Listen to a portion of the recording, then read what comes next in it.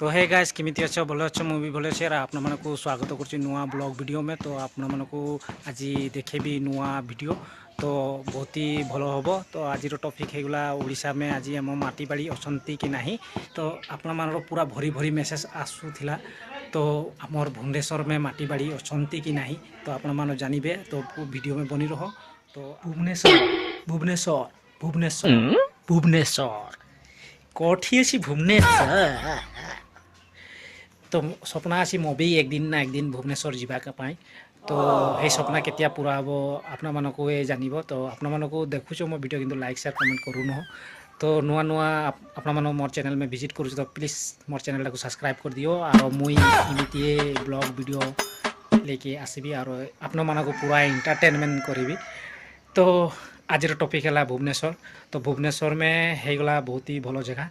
तो पूर्व काल में भुवनेश्वर आम अजा बड़ू जेजे हेठिए थिले। तो हेठे आमर माटी बाड़ी थिला बोली आमे जना जाओ। तो एतिया वर्तमान अच्छी ना नाई हे आमे गम ना पाओ। तो हे पूर्व काल में जेतिया उड़ीसा से आसाम को आसिले तो हे आशा जुआ बन हो जुआ पीछे आरो आमे उड़ीसा जीवा पाई पारिनु। आम फैमिली उड़ीसा नहीं गले तो हे कारणे आशा जुआटा नहीं हैला। तो आमे भूले गलु जे हे आमर जगह हेठे कठे अच्छे बहुत ही भल जगह। और भुवनेश्वर में बड़ बड़ मंदिर अच्छी बड़ बड़ सहर डांगर जगह इतिहास के बनी गलानी।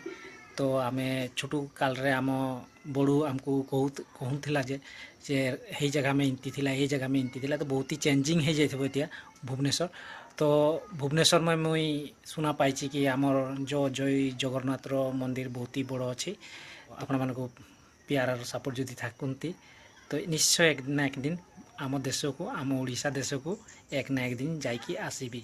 तो आज्ञा आपण मान जदि आसाम चाय बगान देखापी खोजुच तो जरूर कमेंट करो। मुई आसाम चाय बगान आपण मानक देखेबी।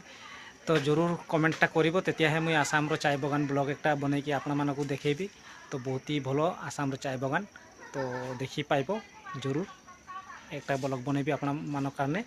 तो जरूर कमेंट करो शेयर करबो ये वीडियोटा को लाइक करबो कमेंट करबो। और नुआ वीडियो नुआ टॉपिक में आपण मानक देखा। जय जगन्नाथ जय हिंद वंदे मातरम।